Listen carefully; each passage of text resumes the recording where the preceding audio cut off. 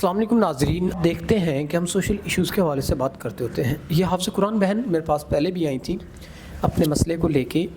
तो उबाश किस्म के लड़के इनको तंग करते थे, तो इन्होंने ज़रूरी समझा कि ये निकाह कर लें, मगर जिन्होंने देखा उन्होंने भी तंग करने के सिवा कुछ नहीं किया। तो आइए बाकी इनसे तमाम तरह हक़ाइक़ जानते हैं। अस्सलाम वालेकुम। वालेकुम अस्सलाम। अच्छा बहन, आप मुझे बताएं, आप दोबारा परेशान होकर हमारे पास आईं, क्या मसले मसाइल हैं जिसकी वजह से आप काफ़ी परेशान हैं?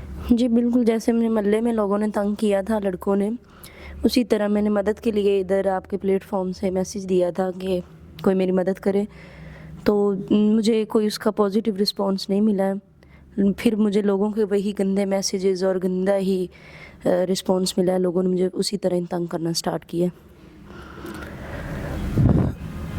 पहली बड़े शर्म की बात है कि हमारे लोगों की ज़हनियत गिर चुकी है और बहुत हद तक घटिया हो चुकी है, जो कि नेगेटिव सोचने के सिवा कुछ करते नहीं हैं। अगर कोई पर्दादार बहन आती हैं अपने मसाइल को लेकर, तो हमें उनकी रिस्पेक्ट करनी चाहिए, उसकी मजबूरी को समझना चाहिए, ना कि उसकी मुश्किलात में मज़ीद मुश्किलात पैदा करनी चाहिए। तो आइए इनसे फिर जान लेते हैं, अगर कोई अच्छा इंसान जो कि आपकी परेशानियों को दूर करे, आपको निकाह का पैगाम दे, तो आपका क्या इरादा है?